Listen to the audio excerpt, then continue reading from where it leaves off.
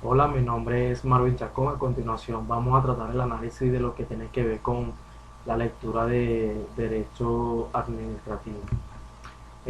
Si bien la lectura resalta los siguientes aspectos, inicialmente deberíamos considerar que el derecho administrativo es como una rama de la ciencia del derecho. Las fuentes del mismo serán en sentido estricto únicamente aquellas normas y principios que tienen imperatividad, todo aquello que puede contribuir al nacimiento de una regla, principio imperativo. Analicemos que la lectura pertenece a una fuente histórica, de las cuales son documentos históricos que hablan o se refieren al derecho. En la antigüedad teníamos como por ejemplo los pergaminos, las tablillas de arcilla en las que algunos pueblos estampaban sus leyes y contratos. Analizando la lectura tenemos la evolución desde el estado de policía al estado de derecho.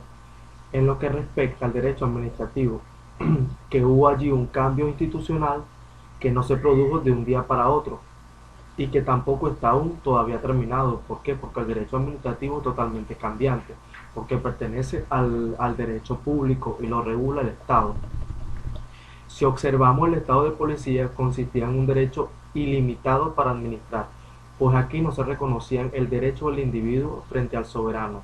El particular es un objeto de poder estatal.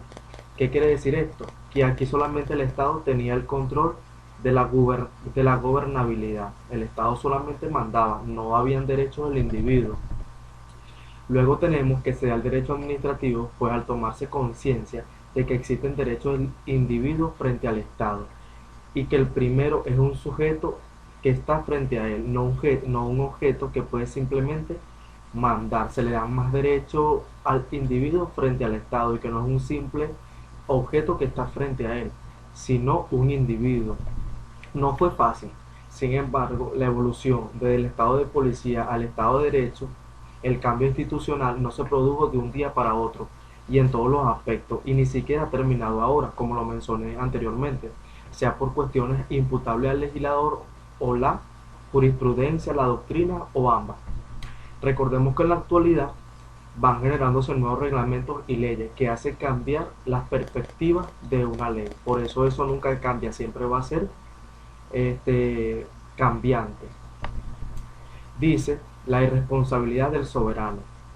¿Qué sucedía aquí? Que el rey no podía dañar, no cometía daños desde el punto de vista jurídico y por lo tanto era irresponsable por los daños materiales que causara. O sea que el rey era el que mandaba. Si el rey cometía algún tipo de un daño, no había una penalización para él. No fue hasta el año 1933 que la Corte Suprema aceptó su responsabilidad extracontractual. O sea, desde esos primeros inicios hasta el año 1933, el rey podía hacer lo que quisiera. Solamente él como Estado y como único gobernante tenía los derechos del individuo. Por eso, para demandar al Estado por una indemnización por los daños cometidos, requiere volver a la máxima del año 1610, que para demandar hace falta bolsillos del banquero, paciencia de ermitaño, tener razón y saberla exponer, y encontrar quien lo escuche y se las quiera dar, y que el deudor quiera pagar. Si nos ponemos a analizar esto con lo que estamos viviendo ahorita en Venezuela, fíjense que ahorita sabemos la situación que estamos viviendo y es imposible ganarle, o sea, estamos que prácticamente yéndonos a los años 1610 cuando empezó todo lo que tiene que ver con el derecho administrativo, porque es difícil, sumamente difícil ganarle una demanda al Estado. Parece mentira, ¿no?, que tengamos que volver al año 1610.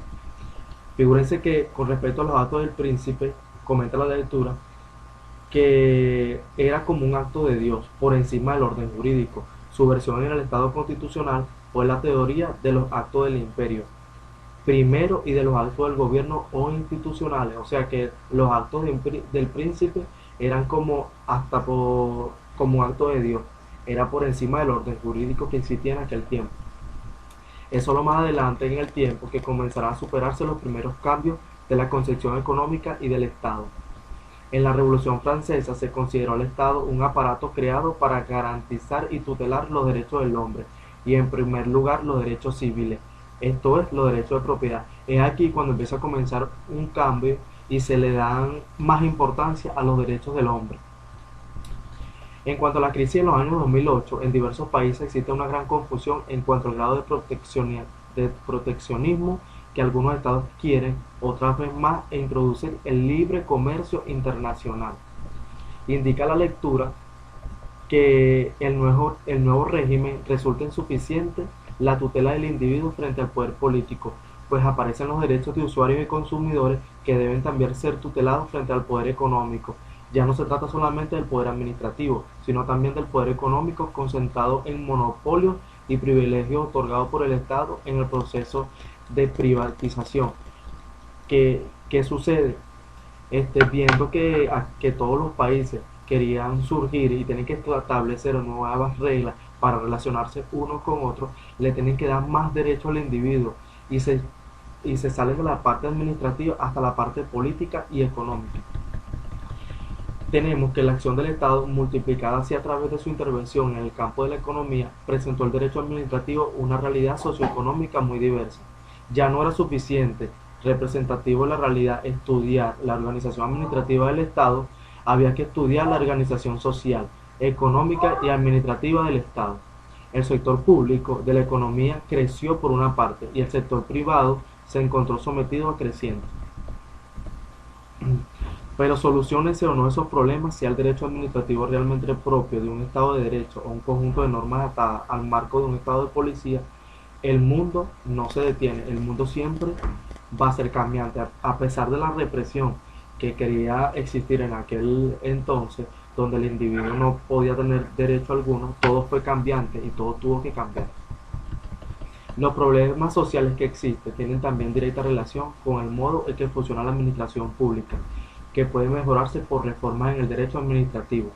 Ya no basta el imperio de la autoridad de quien ejerce ocasionalmente el poder, ya no satisface la voz de mando, sea quien fuere el que manda.